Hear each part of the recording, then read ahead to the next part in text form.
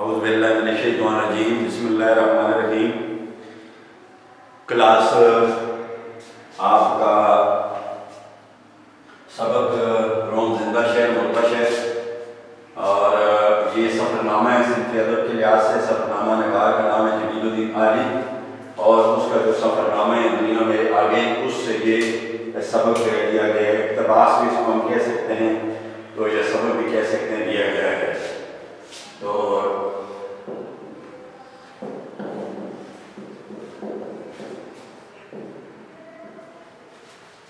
अच्छा, आगे चलते हैं। सबक का इब्तिदाई से सबक था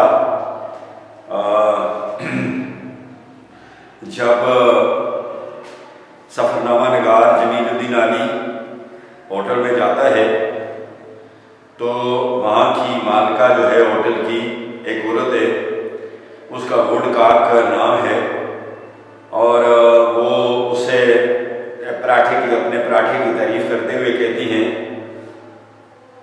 कि हमारे यहाँ बड़ा ज़बरदस्त किस्म का पराठा जो है पकता है, मिलता है, तो उसको हम कहते हैं अतालवी सेनोरेटा।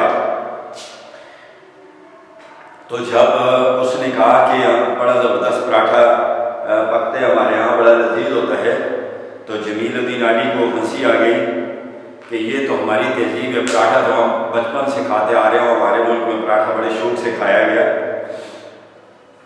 तो उसे कह भी देता है कि ए माई, अपनी तो तहजीब जो है वो है ही पराठा है, हम बड़े शौक से पराठा खाते हैं, लेकिन जब पराठा बना तो वो बड़ा कमाल का निकला, बड़ा ज़बरदस्त पराठा था और उसका असल नाम जो है वहाँ पर पिज़्ज़ा है, जो अंग्रेज़ी में पिज़्ज़ा लिखा जाता है। अंग्रेज़ी में क्या लिखा जाता है इस पराठे को? पिज़्ज़ा, PIZZA पिज़्ज़ा लिखा जाता है और पिज़्ज़ा जो है पढ़ा जाता है, पिज़्ज़ा पढ़ा जाता है और पिज़्ज़ा लिखा जाता है इस पराठे को। बोला भी पिज़्ज़ा जाता है, लिखा भी पढ़ा जाता है और पिज़्ज़ा पढ़ा भी जाता है। मैदा, अब इसने जमीलुद्दीन आली ने पराठा पकाने का या पराठा बनाने का तरीका भी यहाँ पर अपने सफ़रनामे में लिखा है, पराठा बनाने का तरीका। तो लिखता है कि मैदा यानी आटा गूंद कर ये चौड़ी नान बनाई, आटा गूंद कर पराठे के लिए चौड़ा सा बड़ा सा नान बनाया, बड़ी सी रोटी बनाई, फिर उस पर अंडा मला, फिर उस पर क्या किया? अंडा मला उस पर। नंबर 1 चौड़ी रोटी, नंबर 2 उस पर अंडा मला, नंबर 3 टमाटर, उस पर टमाटर लीपा, टमाटर भी उस पर लगाया, नंबर 4 क्या किया? प्याज उस पर मला या फर्श से लगाया, प्याज उस पर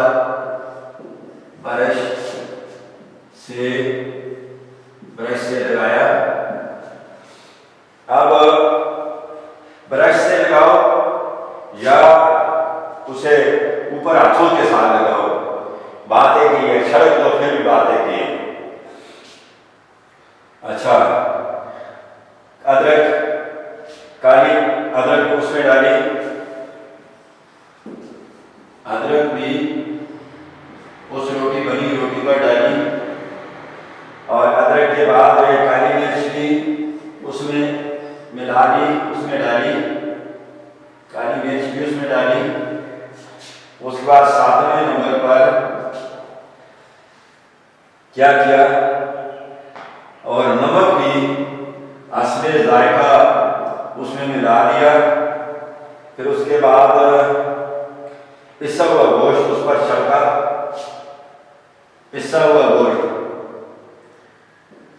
यानी ग्राइंड किया हुआ गोश्त भी उसमें मिला दिया, उसका मल दिया। अच्छा, और फिर उसे तंदूर में रख दिया, तंदूर में रख छोड़ा, उसे लगा दिया तंदूर के अंदर। आप तंदूरों का जिक्र करते हैं कि कुछ तंदूर बिजली के होते हैं, कुछ तंदूर तो होते हैं बिजली के, यानी उनमें के अंदर जो है इलेक्ट्रिक से वो पकता है पराठा। कुछ असली थे बड़े, यानी पाकिस्तानी तंदूरों की तरह भी होते हैं असली थे बड़े, यानी बहुत बड़े बड़े तंदूर। और असली उसको कहते हैं जो पाकिस्तान में मिट्टी के बने हुए तंदूर होते हैं उनको असली कहते हैं, और बिजली का जो है वो नकली कहते हैं। यानी तंदूर की जदीद शक्ल जो है वो है बिजली का तंदूर या गैस का तंदूर, और मिट्टी का तंदूर जिसमें लकड़ियां जलती हैं तो वो असल तंदूर होते हैं और बड़े भी होते हैं। देखते हुए तंदूर, बहुत गर्म तंदूर जो आन की आन में जो पलक झपकते ही फौरन मिट्टी को कुंदर बना देते हैं, यानी ऐसे इतने के करोड़ के अंदर मिट्टी डाली जाए तो उसे सुर्ख कर देते हैं, यानी सोना बना देते हैं। सोने की शक्ल जो है सोने की शक्ल का बना देते हैं, यानी इतने गर्म के फौरन उसका रंग तब्दील कर देते हैं। आप इस आंच में तप कर जो रोमी पराठा या पिज्जा निकलता है, आप इस हीट पर, इस गर्मी में, इस तपश में जो रोमी पराठा, रोम का बना हुआ पराठा जिसे पिज्जा कहा जाता है निकलता है, उसे उसी वक्त खा लीजिए। कहते हैं देर नहीं हो करनी, ठंडा नहीं होने देना। ठंडा हो गया तो लज़्ज़त खत्म हो जाएगी, जायका खत्म हो जाएगा, इसलिए उसे फौरन ही खा ले जाना चाहिए। ज़बान जरा सी जलेगी, ज़बान जरा सी जलेगी, क्योंकि गरम गरम आप खाएंगे ज़बान तो जलेगी फिर, लेकिन आगे उसका हाल भी बता देते हैं कि वो मज़ा ही क्या जिसमें जलना ना पड़े, यानी वो मज़ा ही क्या, यानी कुछ पाने के लिए खोना पड़ता है। इसलिए वो क्या लुत्फ जिसमें जो इंसान को तकलीफ ना उठानी पड़े, मेहनत के बाद, तकलीफ के बाद जो चीज़ हासिल होती है उसका अपना ही एक मज़ा होता है। ठंडा हुआ और सारा मज़ा कफूर हो गया। अगर ये पराठा ठंडा हो गया तो इसका सारा लुत्फ जो है ख़त्म हो जाएगा, सारा जायका ख़त्म हो जाएगा, इसमें जायका नहीं रहेगा। पता चलता है, मालूम होता है, पता चलता है आटे में दही मिला कर रखा खा रहे हैं। ऐसे लगता है जब ठंडा हो गया तो जब आप ठंडे पराठे को खाएंगे तो आपको ऐसे महसूस होगा जिस तरह आटे में घून मिला के खाए जा रहे हैं, यानी जायका खत्म हो जाएगा, बेमकसद हो जाएगा पराठा। क्योंकि अंडे, गोश्त, टमाटर सब ठंडे होकर हमवारी और यकसनियत अख्तियार कर लेते हैं।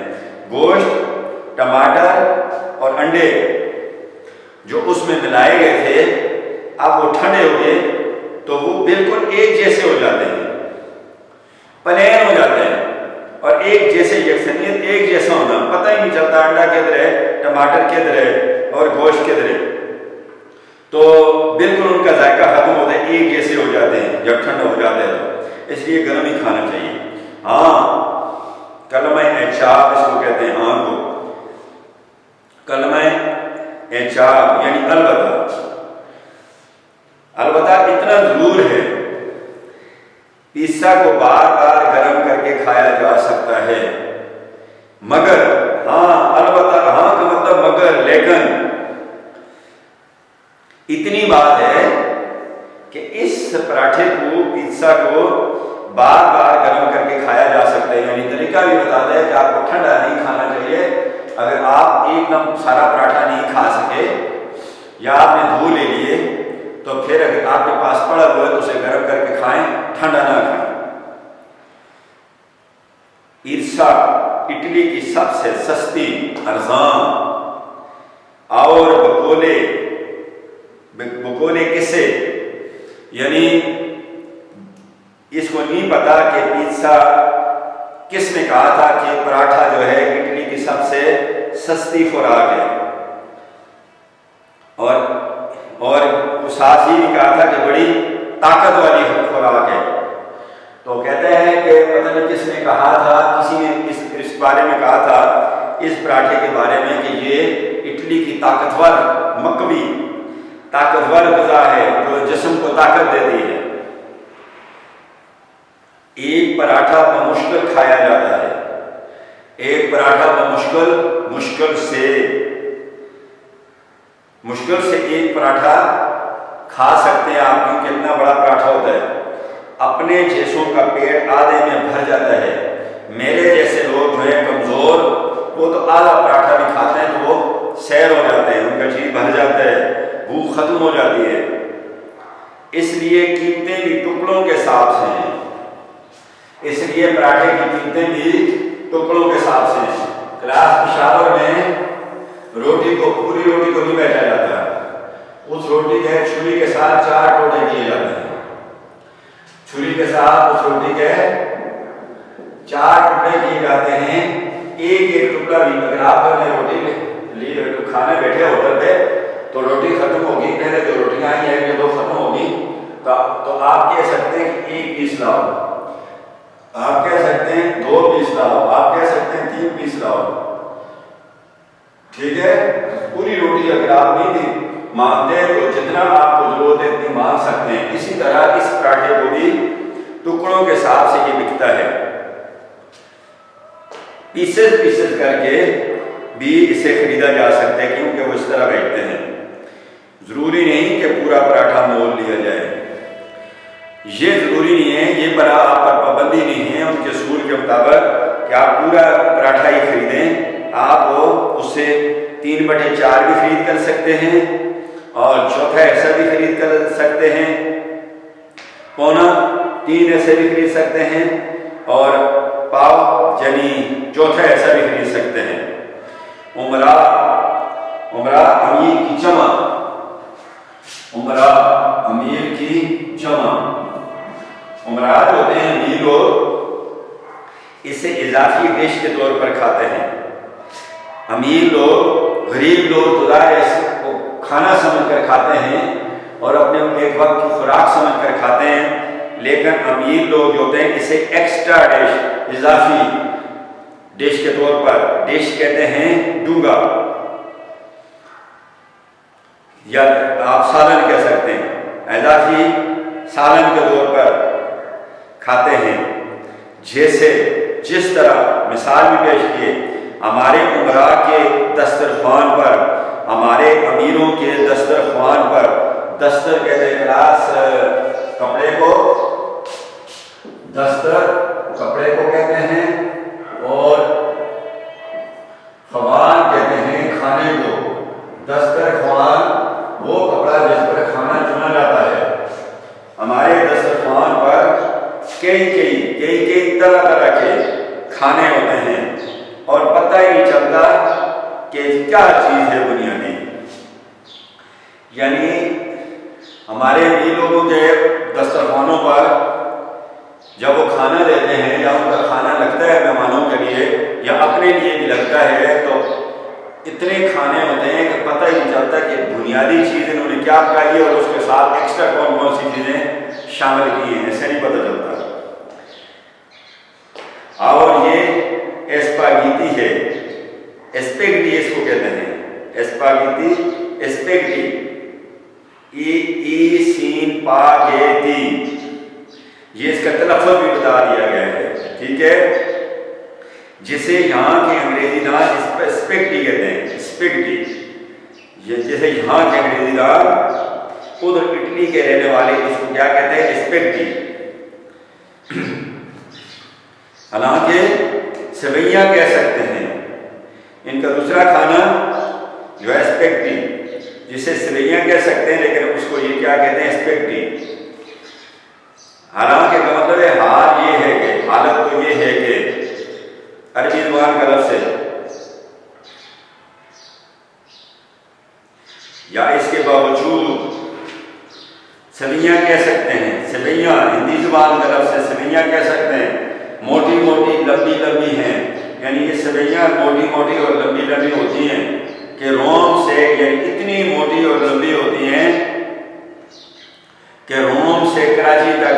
तार का सिलसिला काम करने में काम आ सकती हैं।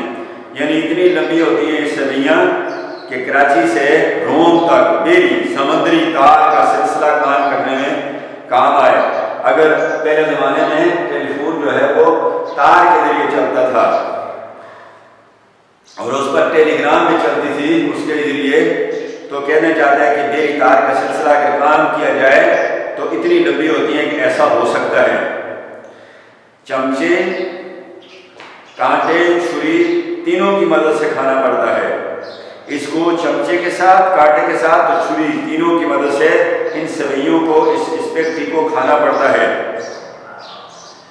हल्के मक्खन के सालन में, हल्के मक्खन का सालन यानी एक ऐसा सालन बना हो जिसमें कम घी डाला हो, जो मक्खन डाला हो, उसमें सेर भर यानी सेर के करीब, सेर से 16 शतांग के करीब, सेर 16 शतांग, सेर तफरीह को भी कहते हैं और सेर पेट भरने को भी कहते हैं।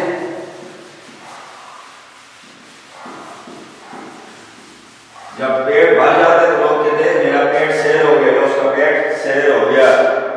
तो सेर का पेट भरा होता है उसका के नीचे ये होती है और कुछ नहीं होता। और तफरीह वाला सेर जो होता है उसके ऊपर जबर होती है। और ये 16 शतांग वाला सेर जो होता है इस पर भी जबर वगैरह कुछ नहीं होती। 16 शतांग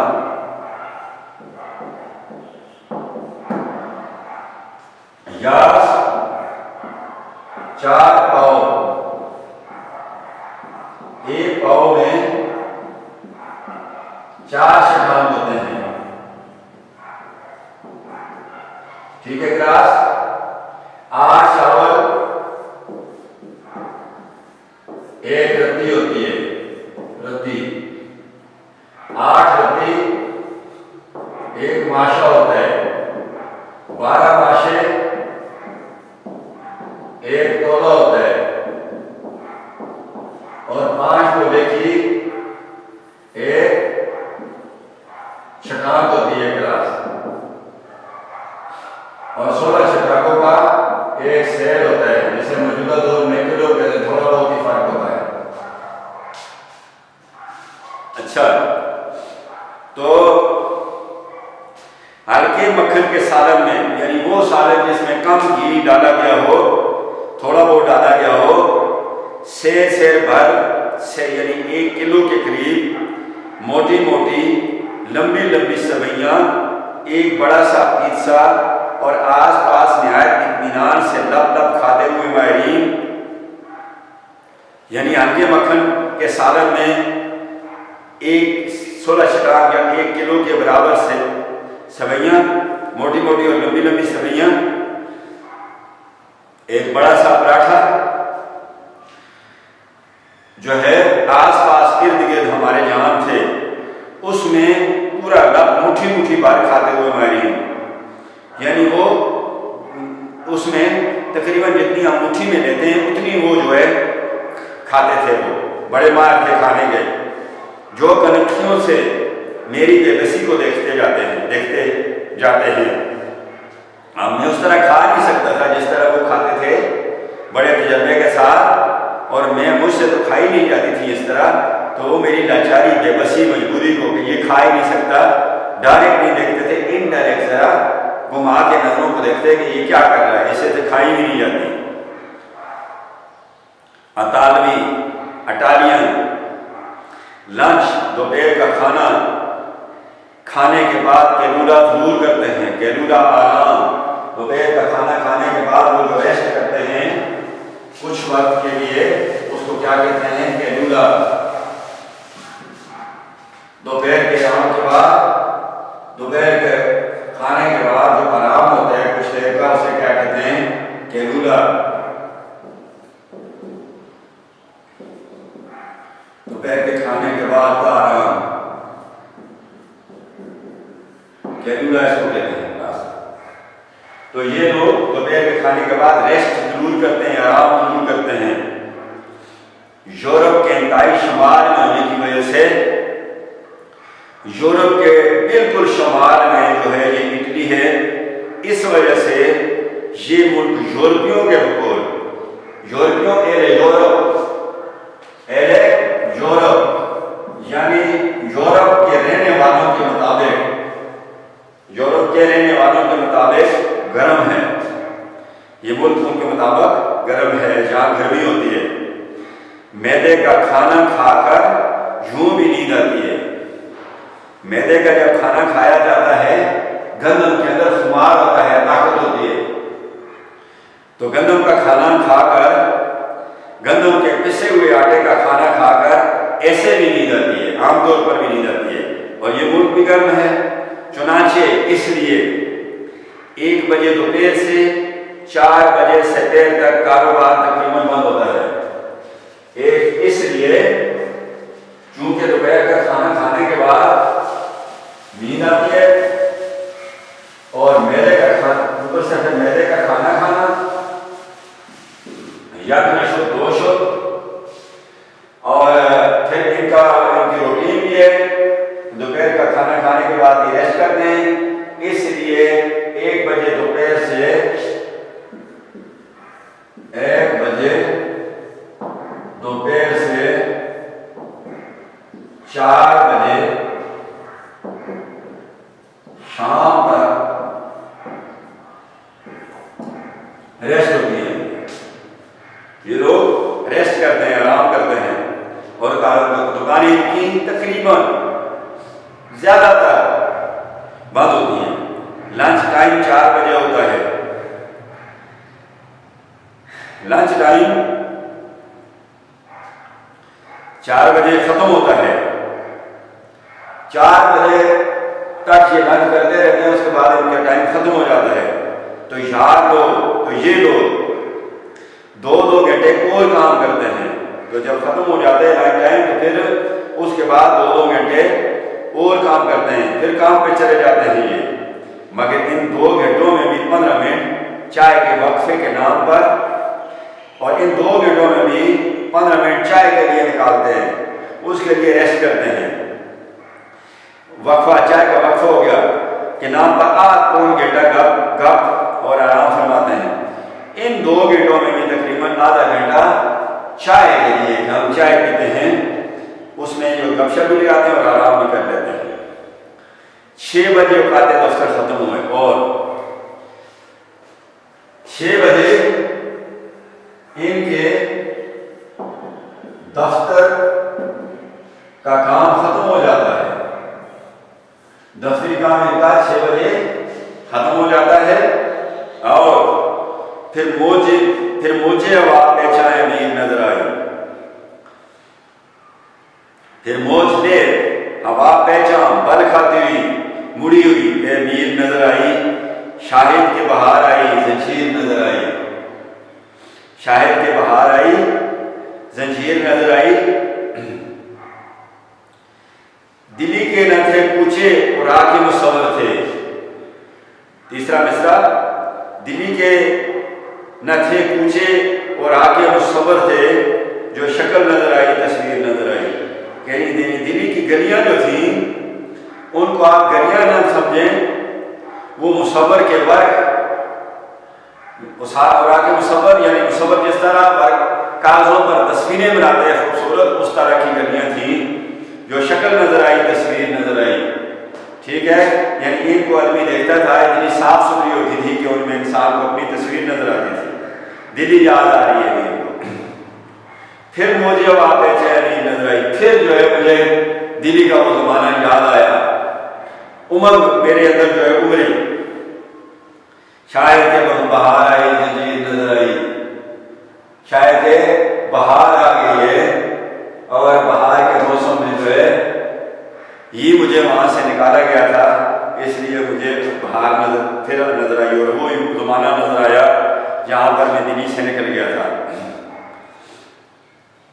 मगर मैं अभी इस मौज के पेचों से पूरी तरह वाकिफ नहीं हुआ, लेकिन मैं अभी तक इस मौज, इस लहर के पेचों से बल खाती हुई उससे पूरी तरह, यानी मैं इधर के माहौल का भी पूरी तरह वाकिफ नहीं हुआ। अगर से मुझे शौक आया घूमने का, सब कुछ सीखने का, सब कुछ पहचानने का, लेकिन अभी पूरी तरह से मैं माहौल से वाकफ नहीं हुआ। अकेला आदमी कब तक घूमे? और था मैं अकेला, और अकेला आदमी जो है कब तक घूमता रहे, फिरता रहे? अकेले तो नहीं घूमा जा सकता। कहाँ कहाँ घूमे, पता ही नहीं है जगहों का, कौन कौन सी जगह देखे। दियार गैर है, इटली है, आप सारे पूरे इलाके का मैं वाकफ तो नहीं हूँ, कहाँ हूँ भी अकेला।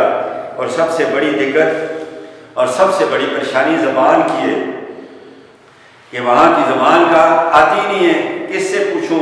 घूमने की जगहों का किसके से पूछूं? इसका क्या इलाज, इस मसले का क्या हल निकालूं, इस ज़बान का क्या करूं? किसी से पूछ भी नहीं सकता, ज़बान से भी वाकफ नहीं हूँ कि कौन सी जगह है घूमने की।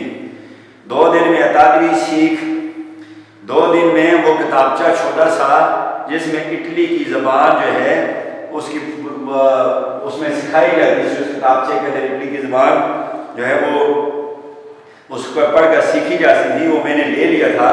उसको 2 दिन मैंने बार बार पढ़ा, और ये किताबचा हर वक्त मेरे जेब में भी रहता था, मगर कुछ खास काम नहीं आया।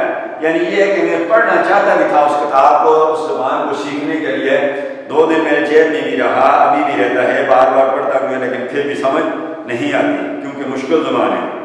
चुनांचे इसलिए मैंने अपना पड़ाव, अपनी रिहाइश, अपना डेरा एक पुल पर लगाया। एक पुल पर मैंने अपना डेरा लगा दिया, वहाँ मैंने अपनी रिहाइश अख्तियार कर ली। जो मेरी तरह तन्हा भी है, ये पुल जिस तरह मैं अकेला हूँ वहाँ पर, ये भी अकेला ही है उधर, और हंगामा परवर भी, और शोर गुल भी इधर रहता है। बहुत से लोग आते हैं इधर घूमने के लिए, बड़ा शगल वगैरह होता है, मेला सा लगा होता है। अब इसने पुल को अकेला क्यों कहा है? तन्हा यूं कि अकेला है, यानी मैंने इसको तन्हा इसलिए कहा है, मेरी तरह ये भी तन्हा है कि ये अकेला है। उधर ये एक ही पुल है, दूसरा पुल इसके साथ नहीं है। एक ही और बेजान है, एक ही और बेजान है, जान ही नहीं रखता, इधर ही रहता है हर वक्त, चल तो नहीं सकता पुल है। हंगामा परवर यूं, हंगामा परवर की मैंने बात की, शोर और गुल की बात की, लोगों की बात की कि हर वक्त लोगों का जो है झूम होता है, वो इसलिए कि इसके आस पास, आस इर्द गिर्द, सनत तजाद क्लास, आस इर्द और पास गिर्द, एक दूसरे का अपोजिट वर्ड है, ज्यादा इसको कहते हैं सनत तजाद। इसके आसपास बहुत से हंगामे होते रहते हैं, बड़ा शोर और गुल रहता है, लोग इधर जम हो जाते हैं। एक तरह की सैरगाह है ये कदीम रोमा का सबसे मशहूर पुल है। ये कदीम इटली का, पुराने इटली का सबसे मशहूर पुल है, पुराने दौर का सबसे फेमस पुल है ये, इसलिए लोग यहाँ आते हैं। अंग्रेजी में इसका नाम, वही अंग्रेजी किस्म का है, अंग्रेजी में इसका नाम भी अंग्रेजी की तरह का है, यानी टाइबर बैंक। इस पुल को अंग्रेजी में टाइबर बैंक कहते हैं। टाइबर छोटा ढम या तबूरा इसको कहते हैं उर्दू में। जब ईसाइयत ने जोर पकड़ा, जब ईसाइयों के मजहब ने, जिसे ईसाइयत कहते हैं, उन्होंने इस मजहब ने जोर पकड़ा, तो इसका नाम सेंट एंजेलो का पुल रख दिया गया। जब ईसाइयों का इधर जोर हुआ तो उन्होंने इस पुल का नाम टाइबर बैंक से तब्दील करके सेंट एंजेलो रख दिया गया। ये रोम का एक मुसव्वर था, आर्टिस्ट था, उसका एंजेलो नाम था, उसके नाम पे इस पुल का नाम इन्होंने तब्दील करके रख दिया। इसके साथ क्लास आज का